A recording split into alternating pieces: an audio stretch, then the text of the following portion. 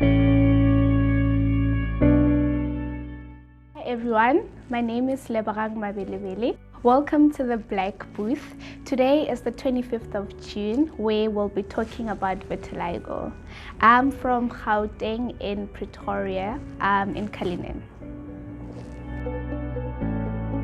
Okay, so I just want to first address the misconceptions around vitiligo. Most people would say vitiligo is albinism, partial albinism. Most people would say gemolo abadimu as a stigma that's around our communities. Most people would say it's burn, like you've been burnt, but all of those are just wrong. Vitiligo is an autoimmune disease that affects your skin. So what it does is that your immune system attacks your natural skin cells. It doesn't see them as normal, it sees them as foreign. So it attacks them, leaving you to have hypopigmented skin, which is white or pale skin. So essentially that is vitiligo. It's just your own body fighting against your own body. Okay, so my vitiligo started when I was in grade 1. So this was in 2004 when I was in grade 1. And how did it start? Well, what I remember is that it started as a single spot on my leg, but apparently my mom says it started as a single spot on my hand. So it just started like that, literally no pain, no itching, no any form of feeling uncomfortable. So it was just that single spot of a white spot on my and then I just woke up and saw that. Then cool, I just thought it's just something, we all dismissed it. And then after a couple of days it then started spreading. So you just wake up and see another spot, or that spot becoming bigger. So that's literally how it started. It just grew bigger as the years proceeded. I must say that it was very hard. So, okay, let's rewind. When my vitiligo started, I was living in Limpopo. So living in Limpopo, obviously I was still in grade 1. So the children around there were very, very, very rough and legit, because there were no maturity whatsoever. So whatever that came out of their mouth, it was something that was not thought thoroughly. So to me, that really hurt me a lot. So yeah, everywhere I'd go, literally I'd get all those stares, people staring at me like, what's wrong with this child?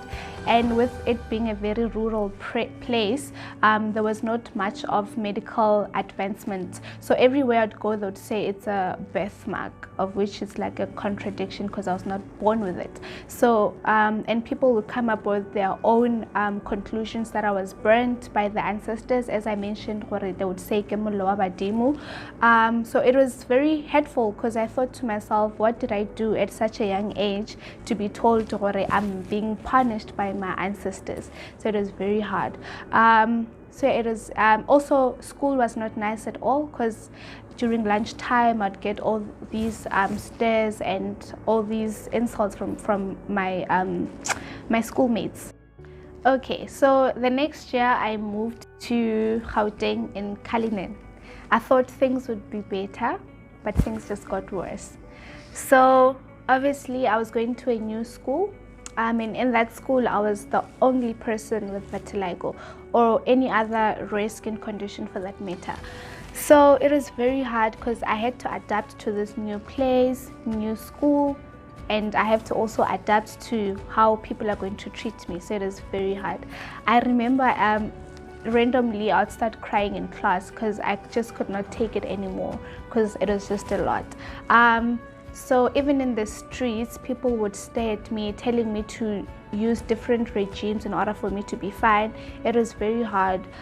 Even my mother as well, people would ask her, what's wrong with your child? So me having to listen to that, people saying that to my mom, was a bit hectic, because I thought to myself that she didn't cause this to happen. So it was very hard, I must say. But I think having a supportive family helped, because they were very supportive. They were not judgmental themselves. They were very supportive, telling me that it's fine, telling me to accept myself.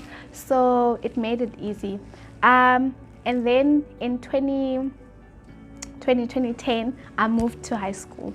So that was such a better move, because then in high school, everyone doesn't care literally about you. People are just looking at themselves. So people were more matured and would not say anything about my vitiligo. That's where my confidence started. And in grade 11, I went to a dermatologist. That's where I got my diagnosis that I have vitiligo. So the dermatologist explained to me what vitiligo is.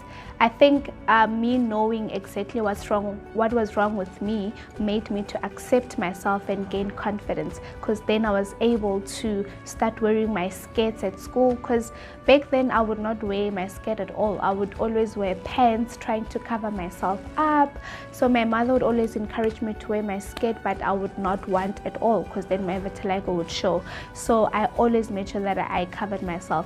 So high school, I started revealing myself, started becoming more confident, and you know what I mean, I didn't care about what people said about me, because I accepted that I'm different. So yeah, it's been hard, but I think from then till currently, my confidence just rises every day. I get more stronger and more confident. Yeah. Yes, I did. So let's first start when my vitiligo started. As I said, I was in Limpopo. Medical advancements was just poor. So we did try. I remember I think we went to like a doctor, like a pharmacy, and then they gave us this other cream to apply. I would apply it, but my vitiligo started getting worse instead of getting better. So me being an inconsistent person that I am, unfortunately, I would not take it every day. So obviously that also affected my treatment. So it just got worse. Then I stopped. And as I said, that people in the streets would tell me, drink cinnamon, bath with salt, like a lot of things that they would say. I would try them. I went to the extremes of drinking cinnamon, bathing with the salt and all of that, and it just did not work. And then also when I went to the dermatologist in grade 11, I had a thing that I applied on. It still did not work, and it just made me worse. When I stopped taking treatment, however, I got better. I used to have vitiligo on my forehead. It's no longer there, just simply because I stopped taking treatment, and it healed by itself.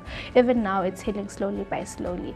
So yeah, I did stop. I did try, but now I'm no longer using any treatment.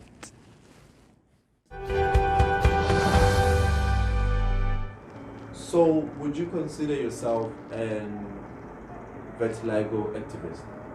Yes, definitely. I think so. So, an activist, right? It's someone who is empowering the victims of that particular condition, if I'm not mistaken. So I think with how I've managed to overcome my insecurities about vitiligo, I think for me that's being an activist, because like I would randomly meet people at the mall who have vitiligo, and my mom would like, you can go speak with them, and me going to speak with them, it just, for me, after we have that conversation, I just have that feeling that I've actually enlightened someone, or you know what I mean. And also with the fact that I try by all means to educate those around me, my close acquaintances, family and all of that. I try to let them know what vitiligo is. So I feel like me educating whoever that I educate about vitiligo, it is empowering, and it is being an activist, because you are eradicating the stigma against vitiligo, which is very important. Yeah.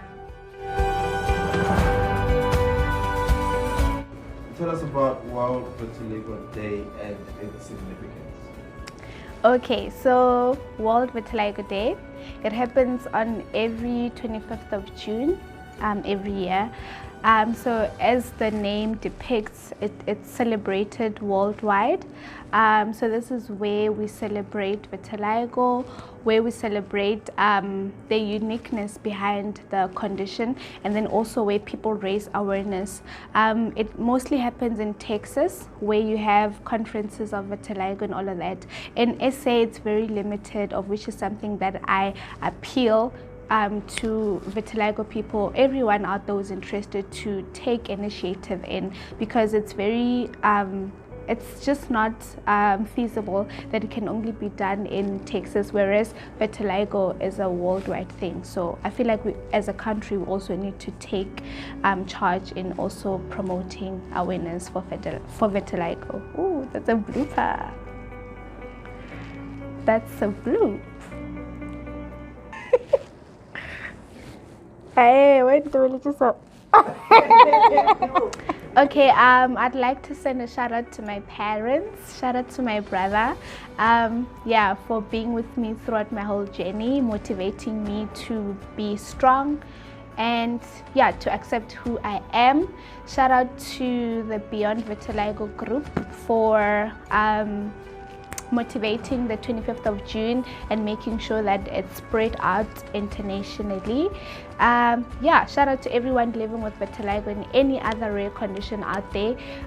Be proud of who you are, embrace your skin, love yourself, and yeah, just do you. Thank you. And also shout out to Make G Creations, shout out to the Black Booth. So yeah, I just want to encourage you guys to follow Make G Creations on Instagram. Also like and subscribe on their YouTube channel, Make G Creations. And also be on the lookout for a blog that I might just start about vitiligo. It's just going to be talking about vitiligo, living with vitiligo on a daily basis. And yeah, thank you.